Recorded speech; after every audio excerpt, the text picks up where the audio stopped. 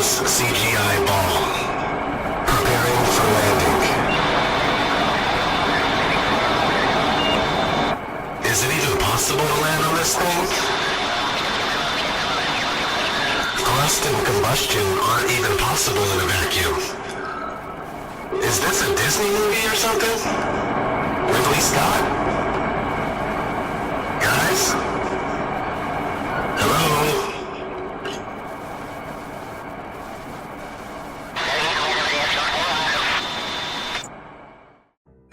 Hello tout le monde, c'est Odidi qui vous parle. Ceci est une version plus courte et nettoyée d'une vidéo que j'ai faite hier soir, donc allons-y. Il existe une île au Canada appelée Devon Island, et à cet endroit se trouve le site du projet Mars, et ce n'est pas un secret. En septembre 2015, Gérard Nizam a fait une vidéo sur le sujet qui a attiré mon attention et m'a fait beaucoup réfléchir. Malgré mon intérêt, je pensais quand même que, bien sûr, ils doivent simuler un terrain martien pour leur entraînement. Pourquoi ne le feraient-ils pas? Ce n'est pas si bizarre après tout. Mais depuis cette époque, j'en ai appris beaucoup plus sur l'idée du voyage spatial, dans le vide ou pas dans le vide, et sur le fait que la poussée et la combustion sont impossibles dans le vide, donc le voyage dans l'espace est un hoax. Laissez-moi vous montrer ce que je veux dire avec deux expérimentations scientifiques menées dans une chambre vide. Je mets les liens de ces vidéos dans la partie description. Tout le crédit est Cody's Lab. La première vidéo prouve que la poussée est impossible dans le vide. Salut tout le monde, bienvenue à Cody's Lab. Donc comme vous pouvez le voir, on utilise la chambre vide à nouveau. Et j'ai en fait une petite plume, juste là, que vous pouvez voir, suspendu en face d'un ventilateur électrique 12 volts. Là, vous voyez la batterie, la jauge de pression, enfin j'ai tout là. Pour le déclenchement, j'ai ce petit switch, contrôlé magnétiquement. Vous voyez, si je mets le ventilo en marche, il fait bouger la plume dans tous les sens. Là, on est bien sûr en pression atmosphérique terrestre. Donc, je vais ramener celle-ci aux conditions martiennes. Vous avez peut-être remarqué la référence à Mars que j'ai mise à l'intérieur.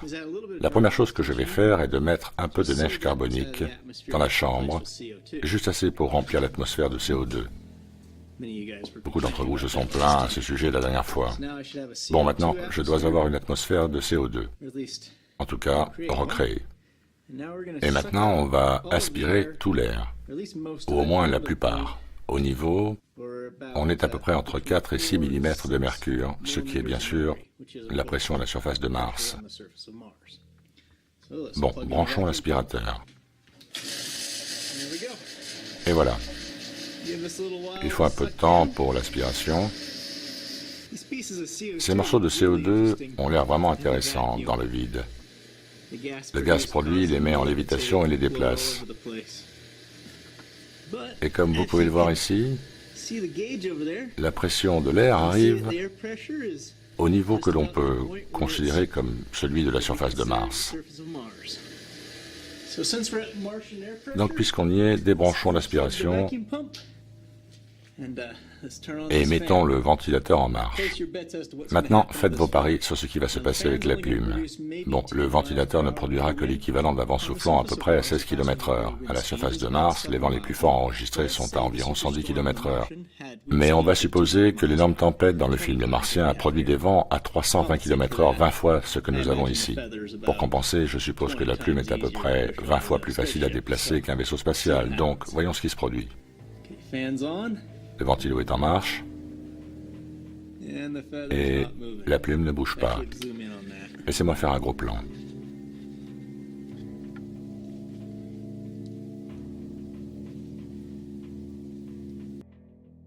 La deuxième expérience prouve que la combustion est également impossible dans le vide. Donc pourquoi pas quelque chose qui possède son propre antioxydant, comme de la poudre à canon. Vous voyez, c'est un mélange de soufre de charbon et de nitrate de potassium. Quand il est chauffé, le nitrate de potassium produit de l'oxygène, donc le soufre de charbon brûle. Donc on en a un peu ici. Je mets mes lunettes de protection et allumons-le. D'abord en atmosphère et ensuite dans le vide.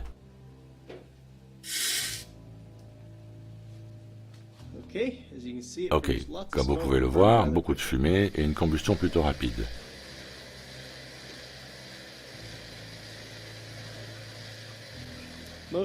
La plus grande partie de l'air est maintenant aspirée. Voyons ce qui se passe.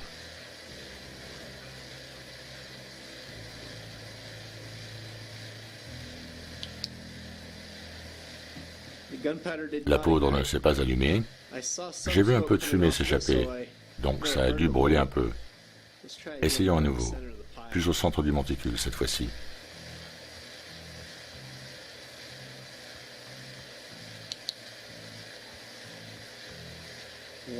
Voilà, la poudre de canon ne brûle pas. Bon, là, je vais brûler du bonbon pour fusée, une mixture de sucre, de nitrate de potassium et d'oxyde de fer. C'est utilisé dans les fusées amateurs, car les ingrédients sont immédiatement disponibles et la poussée obtenue est très puissante. Donc, mettons-y le feu et voyons ce qui se passe.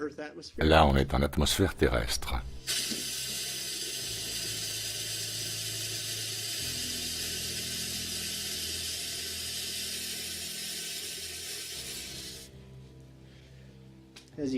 Comme vous pouvez le voir, la combustion est assez intense, produisant une légère poussée, et on voit qu'à la fin elle tournoie. Donc maintenant, essayons dans le vide.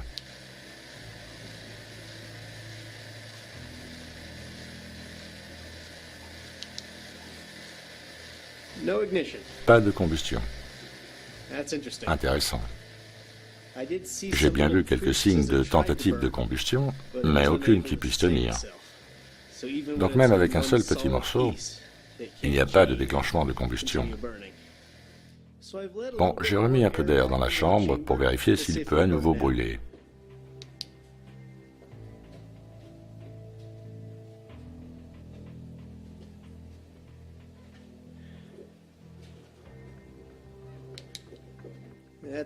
Non, ça marche pas. Ah, attendez, on dirait que ça se consume. Et puis rien. Du peroxyde d'acétone dans l'atmosphère. 3, 2, 1. Oui, c'est un peu plus volatile que la poudre de canon.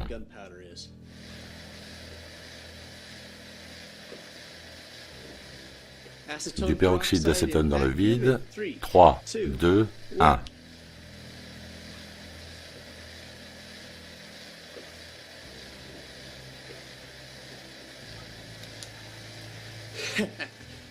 Toujours pas de combustion.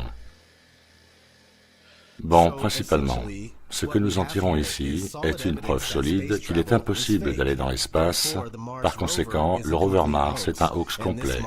Et l'environnement simulé de Mars sur Devon Island est l'endroit que l'on voit sur les images du rover Mars et sera le même que l'on verra sur toutes les futures images de Mars.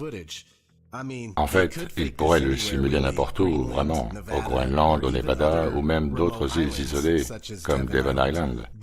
Mais comme le projet Hop on Mars, Grimpe sur Mars, est dans la conscience collective, nous avons un bon indicateur. Depuis au moins les années 50, aller sur Mars a toujours été un thème commun à tous les films, les shows télé, et les dessins animés, et je ne sais quoi d'autre. Et ce que tout ceci produit est un conditionnement de l'esprit à croire qu'un voyage sur Mars est faisable, ce qui est faux. Nous sommes tout simplement programmés pour avaler la pilule quand elle se présente. Restez sur vos gardes et maintenez un projecteur braqué sur ces menteurs. Nous devons surveiller tout ce qu'ils font avec l'œil du faucon. C'était Odidi. Merci de votre attention.